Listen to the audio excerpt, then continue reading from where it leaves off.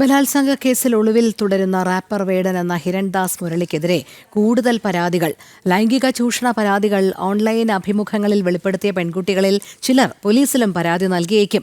ഇതിനിടെ യുവ ഡോക്ടർ പോലീസിൽ പരാതി നൽകിയപ്പോൾ തന്നെ വേടന് വിവരങ്ങൾ ചോർന്ന് കിട്ടിയിരുന്നോ എന്നും സംശയമുണ്ട്. നിഷ ദിലീപ് ചേരുന്നു. നിഷ, ബലാത്സംഗ കേസിൽ റാപ്പർ വേടൻ ഇപ്പോഴും ഒളിവിൽ തുടരുകയാണ്. പോലീസിനെ ഇതുവരെ പിടിക്കാൻ കഴിഞ്ഞിട്ടില്ല എന്നുള്ളത് ഒരു വലിയ വീഴ്ച തന്നെയാണ്. അതിനിടെ കൂടുതൽ പരാതികൾ കൂടി റാപ്പർ വേടനെതിരെ വരാനുള്ള സാധ്യതകൾ കൂടി കാണുന്നുണ്ടല്ലോ.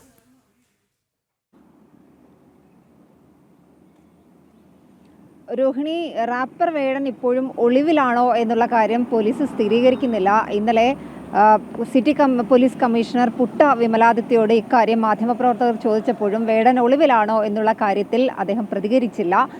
കഴിഞ്ഞ വ്യാഴാഴ്ചയാണ്, അതായത് ഇന്നത്തേക്ക് കൃത്യം 9 ദിവസമായി കോട്ടയം സ്വദേശിയായ യുവ ഡോക്ടർ വേടനെതിരെ പരാതി നൽകിയിട്ട് തൃക്കാക്കര പോലീസിലാണ് പരാതി നൽകിയത്. അന്ന് തൊട്ട് ഇന്ന് വരെ ഇപ്പോൾ 9 ദിവസമായിട്ടും വേടൻ എവിടെയാണെന്ന് കണ്ടെത്താനോ വേടനെ അറസ്റ്റ് ചെയ്യാനോ ഒന്നും തന്നെ പോലീസിന് കഴിഞ്ഞിട്ടില്ല എന്നല്ല, പോലീസ് അതൊന്നും ചെയ്തില്ല എന്ന് പറയുന്നതായിരിക്കും ശരി. എന്തായാലും വേടനെതിരെ ഈ ഓൺലൈൻ അഭിമുഖങ്ങളിലടക്കം നിരവധി പെൺകുട്ടികൾ തങ്ങളെ ലൈംഗികമായി വേടൻ ചൂഷണം ചെയ്തു എന്നുള്ള പരാതികൾ ഉന്നയിക്കുന്നുണ്ട്. ഇവരെല്ലാവരും തന്നെ പോലീസിൽ പരാതികൾ നൽകാനുള്ള ഒരുക്കത്തിലാണ്. എന്തായാലും ഇങ്ങനെ പരാതികൾ നൽകിയാൽ പോലീസ് കൂടുതൽ പ്രതിരോധത്തിലാകും. വേടന്റെ മുൻകൂർ ജാമ്യാപേക്ഷ ഹൈക്കോടതിയിലുണ്ട്. ഈ മുൻകൂർ ജാമ്യാപേക്ഷ പരിഗണിക്കുന്നത് വരെ വേടന്റെ അറസ്റ്റ് തടയാനാണ് പോലീസിന്റെ നീക്കം. എന്തായാലും യുവ ഡോക്ടർ പരാതി നൽകിയത് കൃത്യമായി തന്നെ വേടന് ചോർന്ന് കിട്ടിയിട്ടുണ്ട്. അന്നു മുതൽ ഇന്ന് വരെ വേടനെ ആരും കണ്ടിട്ടില്ല എന്നാണ് പറയുന്നത്. വേടന്റെ സംഗീത പരിപാടി കഴിഞ്ഞ ദിവസം എറണാകുളം ബോൾഗാട്ടി പാലസിൽ നടത്താനിരുന്നതാണ്.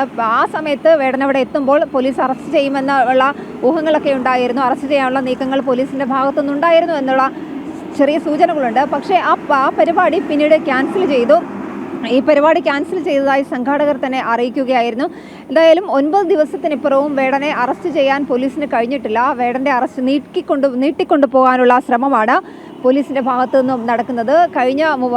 കഴിഞ്ഞ ആഴ്ചയാണ് ഈ കോട്ടയം സ്വദേശിയായ യുവ ഡോക്ടർ തന്നെ വേടൻ വിവാഹ വാഗ്ദാനം നൽകി പീഡിപ്പിച്ചതായും ബലാത്സംഗം ചെയ്തതായും കാട്ടി തൃക്കാക്കര പോലീസിൽ പരാതി നൽകിയത്. വേടനെതിരെ ബലാത്സംഗം, തുടർച്ചയായ ബലാത്സംഗ ശ്രമം എന്നീ വകുപ്പുകൾ പ്രകാരമാണ് കേസെടുത്തിരിക്കുന്നത്. എന്തായാലും കൂടുതൽ പരാതികൾ വേടനെതിരെ പെൺകുട്ടികളുടെ ഭാഗത്തുനിന്നും ഉണ്ടായാൽ പോലീസ് കൂടുതൽ പ്രതിരോധത്തിലാകും.